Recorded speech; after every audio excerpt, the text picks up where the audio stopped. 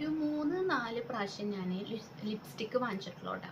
Lipstick വാങ്ങിച്ചിട്ട് first ഞാൻ വാങ്ങിച്ചത് ആ സമയത്തൊക്കെ വൈറലായിട്ട് നിന്നുകൊണ്ടിരുന്ന ഡാസ്ലറിൻ്റെ DLC 025 എന്ന് പറയുന്ന ഈ ഒരു ഷെയ്ഡാണ് ഞാൻ ആദ്യം വാങ്ങിച്ചപ്പോൾ എനിക്ക് ഭയങ്കരമായിട്ട് ഇഷ്ടപ്പെട്ടു.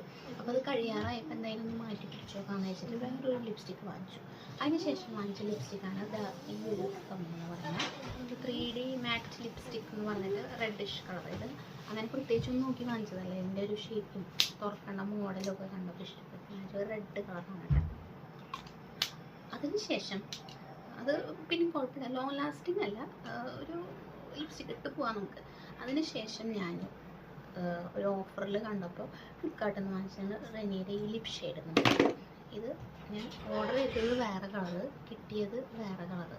ഈ ഒരു വിധമായിട്ട് ഉപയോഗിക്കാറില്ല, ആരും ഇടാറില്ല, ആർക്കും ഒരു ഭംഗിയില്ല. കാരണം ഇത് ഇട്ട് കഴിഞ്ഞാൽ നമ്മുടെ ചുണ്ട് മാത്രം കാണാം, ഒരു ഓറഞ്ച് ഷെയ്ഡാണ്. അറിയാലോ അത് ഇട്ട് കഴിഞ്ഞാൽ എങ്ങനെ ഉണ്ടാവുമെന്ന്.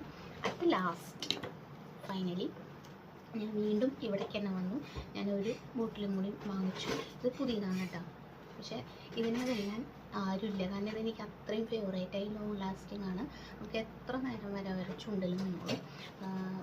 ഭയങ്കര എന്താ പറയുക, ഭയങ്കര എല്ലാ സ്കിൻ ടോണിനും മാച്ചാണ്. DLC 025 എന്ന് പറയുന്ന ഈ ഒരു ഷെയ്ഡ് എൻ്റെ ഫേവറേറ്റാണ്.